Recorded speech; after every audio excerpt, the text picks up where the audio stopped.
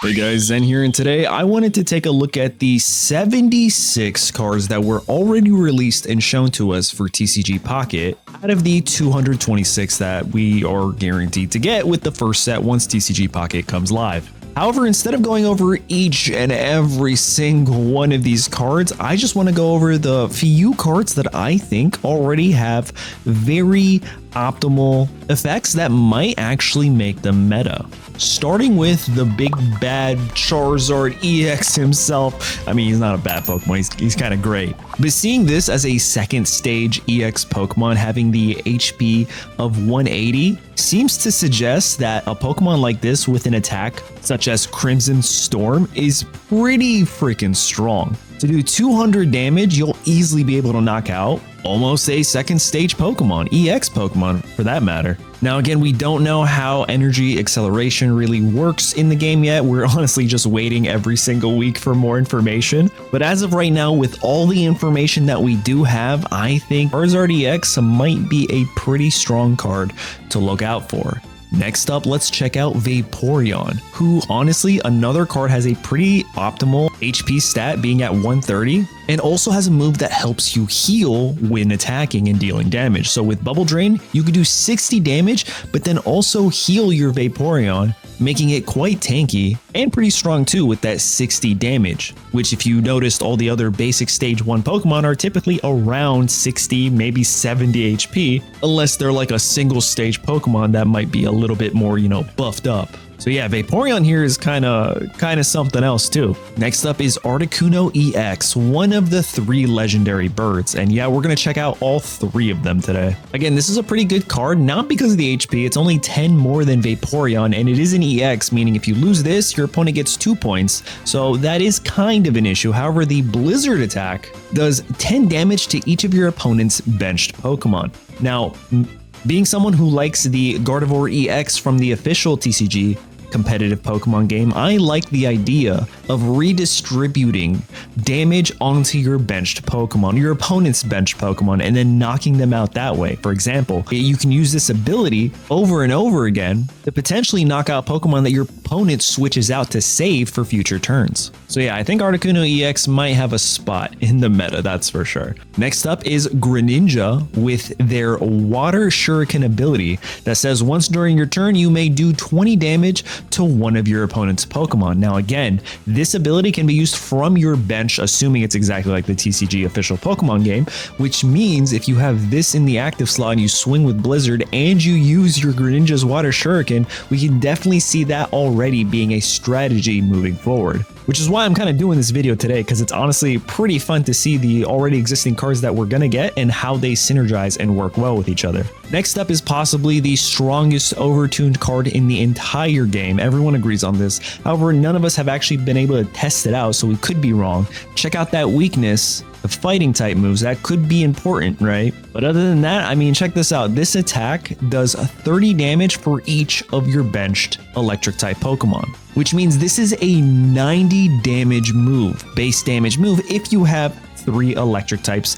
fully filled out in your bench, which is pretty nuts. Also only has 1 retreat cost. Like, what were they thinking? I know Pikachu's the mascot, but man, this is a little overtuned, and we're just gonna have to wait and see. However, if you do knock this out, you get 2 points because it's an EX, so there is something to be said there. Definitely don't want to go into like a water matchup with this, and Pikachu's just gonna stomp. Moving on, let's check out Lapras here, who actually surprisingly has a lower HP stat than that Vaporeon we checked out earlier. However, its move is pretty good. If this Pokemon has at least 3 extra water energy attached, this attack does 70 more damage. Now I'm putting this here, this could actually not be meta at all, but I'm putting this here because we still don't know again how the energy system works. If you can only attach 1 energy per turn, yeah, it's kind of trash, it's not gonna work. But if you can, like, say attach 3 on one go and swing with Hydro Pump doing 90 damage, yeah, Sign me up. Lapras is pretty strong, but that's only dependent on if we can actually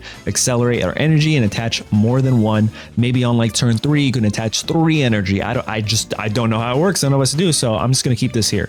Now let's check out Moltres EX. I told you we were gonna check out the other birds with their Inferno Dance. It's all RNG dependent. Flip 3 coins, take an amount of fire energy from your energy zone equal to that number of heads, and attach it to your benched Pokemon in any way you like. Honestly, I'm going to take a wild guess here of how the energy zone works. Turn 1, you go into it having a said number of energy for your deck, right? This is how many energies I want to use.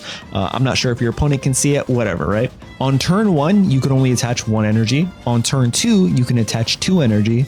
On turn 3, and so on and so forth, you can attach more, right? So I'm thinking that's how it works. And if that's how it works, this is a pretty strong ability. Flip 3 coins on like a turn 3, and you could effectively maybe attach 6 energy to any Pokemon, however you like them. Yeah, sign me up. Again, energy acceleration or ramp or anything like that for cost, pretty much playing on curve and over curve if you can, right, is pretty good in any game. So I'm very excited to see how this Moltres actually looks. But let's check out the other bird here, Zapdos EX with their Hurricane Wing. You flip 4 coins, again, another RNG attack. This attack does 50 damage for each heads, which means it can do 0, but it can also do 200.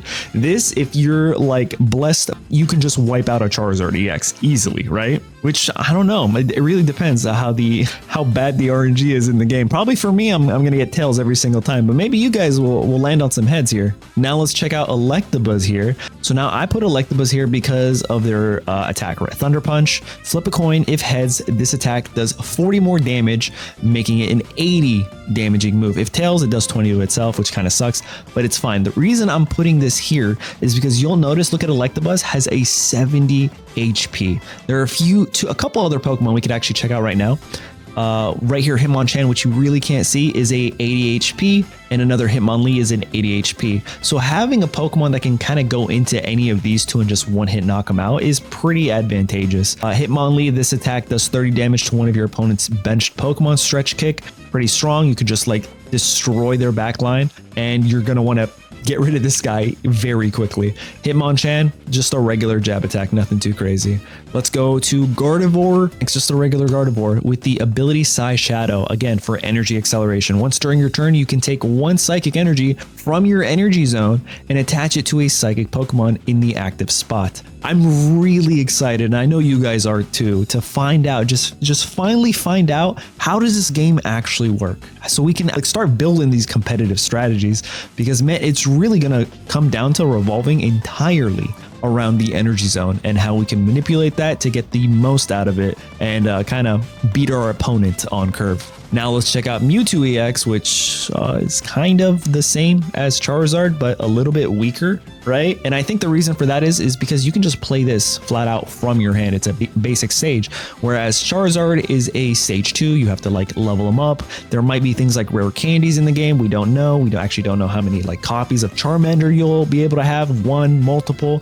So with stuff like that, not knowing, this Mewtwo does seem like a good alternative to Charizard EX. However, for 150 HP, like we just showed you, that Electabuzz, if lucky, in 2 turns can knock out this Mewtwo. So, and like you're still trying to accelerate your energy to get these, unless it's the way I thought it was for Energy Zone. I don't know if we play Mewtwo on turn 1 or 2. Mewtwo might be like a late game closer if it's the way I think it's supposed to be. Moving on, let's check out the next one, Melton. I just wanted to put this here because assuming there's a Melmetal here, right? And the attack it has, Amass, take 1 steel energy from your energy zone and attach it to this Pokemon, could be very good if, Melmetal has an insane ability or attack that requires you to have a ton of steel energy, because any sort of energy acceleration is just going to be very, very good. Next up, Kangaskhan. Again, I was telling you guys about that, single stage, basic stage,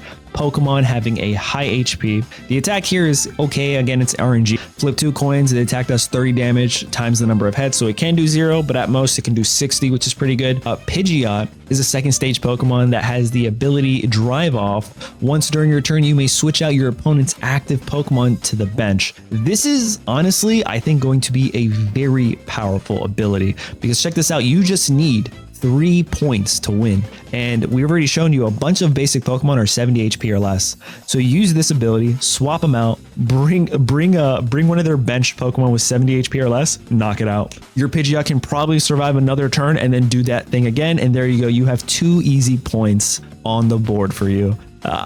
Personally, a lot of people were like, Pidgeot's not that great. I think Pidgeot's going to be great. The thing I don't like about Pidgeot is Pikachu one taps this. So again, that's the only thing that kind of sucks for it. But other than that, I think Pidgeot's going to be very, very meta. Let's check out Aerodactyl. Again, this is a stage 1. It's not a basic stage, so it could be horrible. But assuming the fossil's like a trainer card, right?